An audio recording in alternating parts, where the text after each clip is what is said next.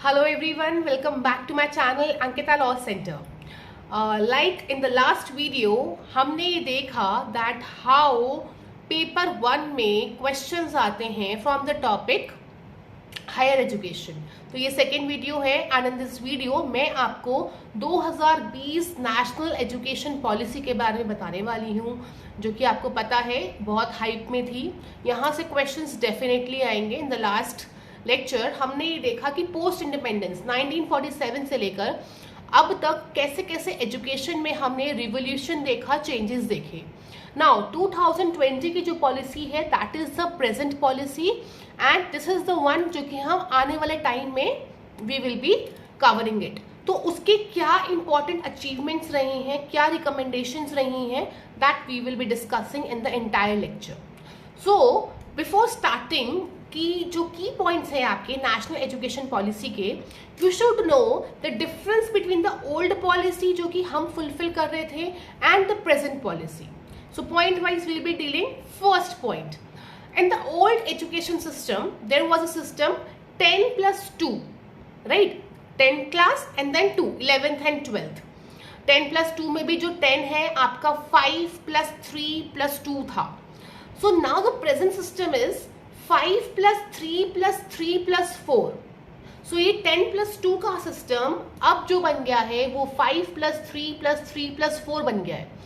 5 क्या है, स्टार्टिंग का जो 5 इयर्स है वो क्या है, एक तो आपका स्टार्टिंग के 3 प्री नर्सरी, नर्सरी जो आप करते थे, आंगनवाड़ी सिस्टम है यहाँ पे, कहीं कहीं जगह पे जहाँ पे आंगनवाड़ी है वो, otherwise pre nursery, nursery, LKG this, ठीक है. तो ये 3 and then first and second. तो फर्स्ट इनिशियल 5 इयर्स आपके ये हो गए.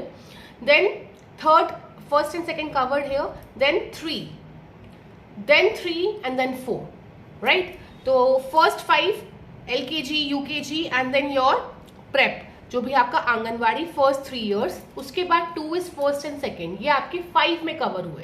Then after that 3 plus 3 and plus 4. तो अब आपका सिस्टम अगर हम कंक्लूड करें इट इज 10 प्लस 2 से 5 प्लस 3 प्लस 3 प्लस 4 हो गया है. देन नेक्स्ट अगर हम देखते हैं, पहले के टाइम में there was a fixed curriculum. Fixed curriculum का मतलब क्या है कि 10th के बाद आपको पता है हम सब पूछते थे स्टूडेंट से, मतलब मेरे से पूछा जाता था कि अच्छा साइंस लेनी है, आर्ट्स लेनी है, कॉमर्स लेनी है, क्या लेना है. तो जो आप एक बार चूज कर लोगे आप उसी पर ही टिके रहोगे. बट एट प्रेजेंट जो कि ये पॉलिसी बोलती है, इसमें देयर इज इंटरडिसिप्लिनरी सिस्टम. कहने का मतलब ये है कि अगर मैंने फॉर एग्जाम्पल आर्ट्स ले लिया है and I want to study science subjects also, तो मैं पढ़ सकती हूँ. This is a thing. Third अगर हम चलते हैं, देखो क्या था कि एक 2005 में आपके पास एक रिकमेंडेशन आई थी. जो वो रिकमेंडेशन थी दैट वाज कि जैसे गेस्ट लेक्चर्स होते हैं, तो आपने देखा होगा अपने स्कूल में कि वो, मेरे स्कूल में भी ये था कि 9th 10th के स्टूडेंट्स आते थे, ठीक है. सो 2005 में ही ये चीज़ स्टार्ट हो गई थी कि हमें वोकेशनल चीज़ें करनी है, मतलब सिर्फ पढ़ाकू ना बना के बच्चे को ओवरऑल बनाना है, but that will be for 9th onwards classes.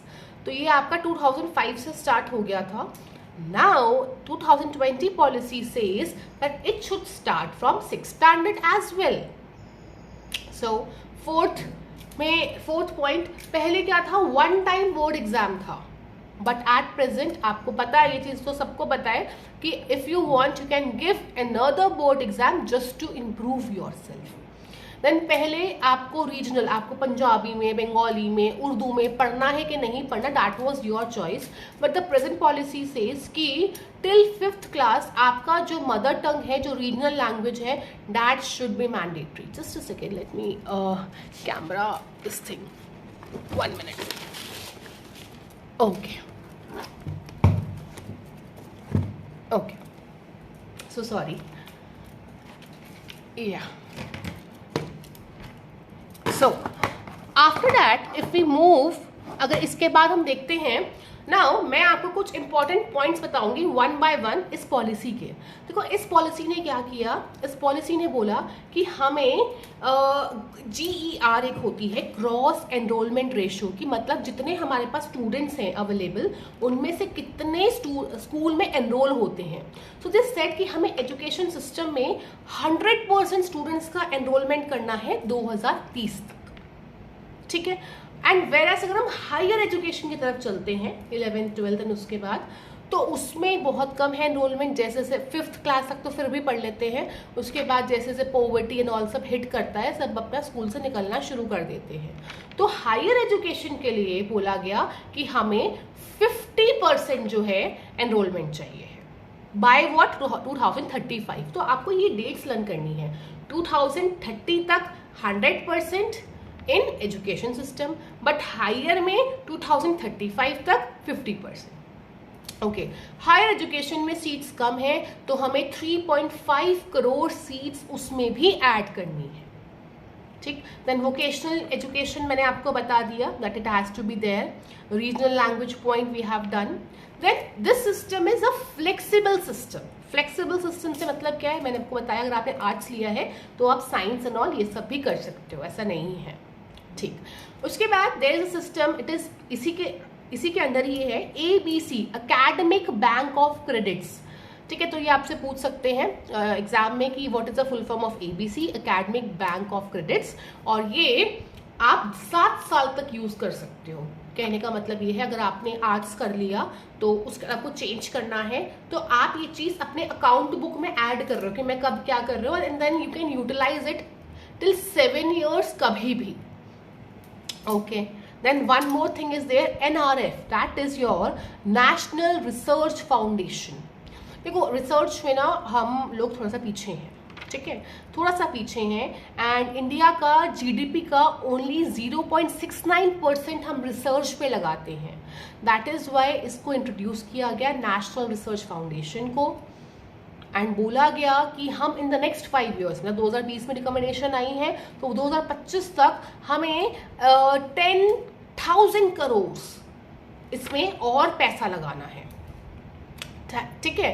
So now in what's your homework is in the comment section I am telling you, आप या तो बताएंगे या फिर आप खुद फाइंड करेंगे दैट नेशनल एजुकेशन पॉलिसी जो है आपकी किस किस स्टेट में लागू हो चुकी है। मैंने आपको लास्ट लेक्चर में बताया है that education is in the concurrent list. तो यहाँ पे स्टेट का भी रोल है और यहाँ पे आपका यूनियन का तो रोल है ही है। So that's it. आपको नेशनल एजुकेशन पॉलिसी के बारे में आई होप मैंने सारे पॉइंट्स कवर कर दिए होंगे। एक और लेक्चर बचा है आपका इसका हायर एजुकेशन का, and after that we will be starting your teaching aptitude. Thank you everyone, hope आपको ये लेक्चर अच्छा लगा होगा। If yes, do like share subscribe please. Students अगर आप देखते हैं तो लाइक कीजिए, शेयर कीजिए जिनको आपको लगता है प्रिपेयर कर रहे हैं जो नेट के लिए, एंड उनको शेयर कीजिए एंड सब्सक्राइब भी कीजिए चैनल को, ताकि उससे मोटिवेशन जब मिलता है तो हम और वीडियोस तभी लाते हैं। और that's it, thank you everyone.